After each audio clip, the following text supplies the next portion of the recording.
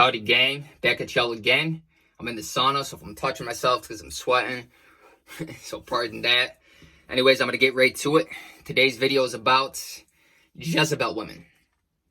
Also been called succubuses, vampires, women that have vampiric energy, are looking to thrive off your energy, your retention, or your semen, your most potent form of energy. They're essentially practicing witchcraft, whether they're conscious of it or not. And,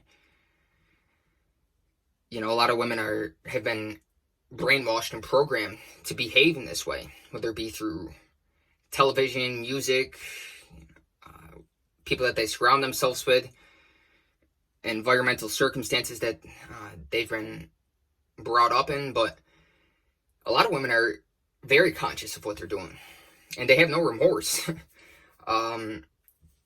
So that's why, as a man, we have to be conscious of these things so we can make the right decisions. And that's one of the reasons we're on this journey.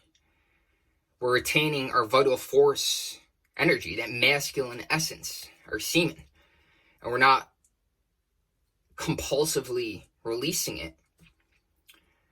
Even if we do have an intimate experience with a woman, we don't have to release it.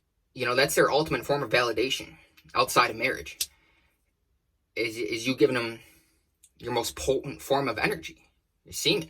If you think about it, one semen cell can create life. Whether we're man or woman, we've all came from one semen cell. So this potent energy obviously has a different dimension to it. If we can learn how to explore that and discipline that energy. But, you know, a lot of guys out here, they're watching porn and they don't know any better, you know. And maybe they do. They're having a hard time disciplining themselves because it's an addiction. You know, the dopaminergic response in the brain. But the thing about porn is it conditions you to be attracted to seek that type of woman, that type of energy. So when there's a woman that's, you know, all natural, she doesn't have the makeup on, she has natural hair, you know, she might not be a dime piece, but is that what you're looking for? You know, a meat suit? Some meat flesh? Or are you more concerned with somebody's spirit and the energy they're bringing to the table? You know, part of semen retention is when we retain this energy,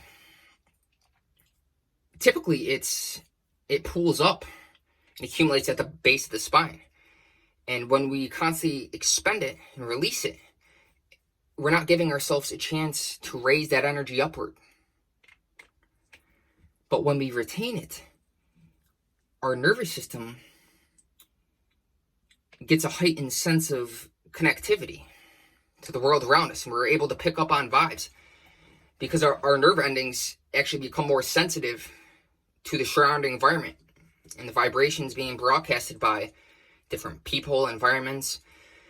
And when we're in tune with ourselves in this way, then it enables us to see right through the bullshit. And if a woman's after our attention or our energy, or if she's genuinely caring, nurturing, agreeable, compassionate, heartfelt, loving, caring, and is a true embodiment of traditional feminine qualities, which have been flushed out of a lot of women nowadays because of this brainwashing, this programming. And it's not necessarily their fault, like I said. Oftentimes they're not even conscious of it. But a lot of women are conscious of it, and they have no desire to change. And, you know, those are the type of women you have to watch out for. Sacred energy exchange. That's what sex stands for. When you engage with women, whether it be intimate or not, you're literally exchanging your energy just by being around them. And one of the things about semen retention is when that energy accumulates within you and it's not being released all the time, your aura becomes more powerful. Have you ever heard of big dick energy? It has to do with somebody's vibe, the aura they're transmitting. So when this accumulates, it's like a protective bubble around you. So that even if people are projecting negative energy onto you, it has no effect, because that force field is powerful. And the longer we stay committed to and disciplined on this journey, the more we realize the truth to that. And we got to start somewhere, you know. There was a point where I was masturbating, releasing every day. And you can't look back. You can't beat yourself up for, I should have been doing this. I could have. Those are all hypotheticals. We have to start where we are right now and go from here. And, it's not going to be easy. It might be a difficult transition. But it all depends on how much you want it. Your intention and reason why has to be greater than your desire to release and succumb to simple fleshly desires and bodily temptations. The devil shows up in many forms. And oftentimes it's in the form of women tempting you. But how strong are you as a man? Do you have a backbone? Can you say no? There's a woman, I'd say recently, maybe a couple years ago, that give me the pussy on a silver platter, throwing it at me. And I said no. I wasn't about it. It's too easy. And the vibes fell off. And of course I wasn't as evolved as I am now. And I wasn't even conscious to the degree that I am now. But something just felt off about it. And upon reflection, I'm glad I didn't, engage in that act, because who knows what it would have resulted in. So, we got to be conscious of what we're doing and the decisions that we make and the people that we surround ourselves with, because it makes a difference. So, we got to take caution and not just expend our energy on these digital cheeks. And, if we're going to the clubs and bars and hooking up with random women and, having one-night stands, we're connecting with these people in a way that has a lasting impression on us, whether we are conscious of it or not. That interaction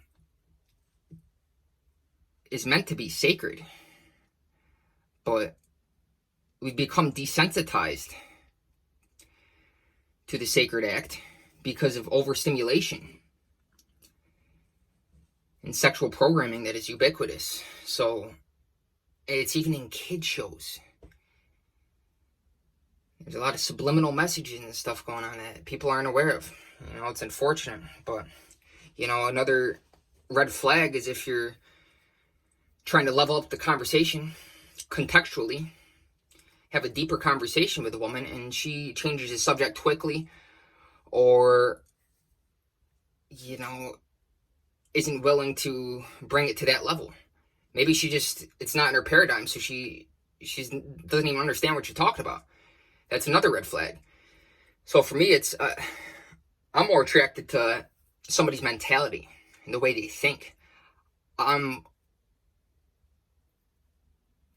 would go down 3-4 notches in physical appearance. Let's say I would go after a 6 as opposed to a 10 if the 6 has a good spirit, good energy, good feminine energy that's natural, as opposed to a 10 who has a Jezebel spirit attached to her.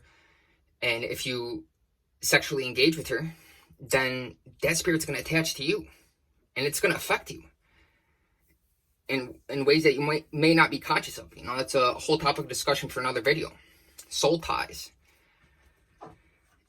And, you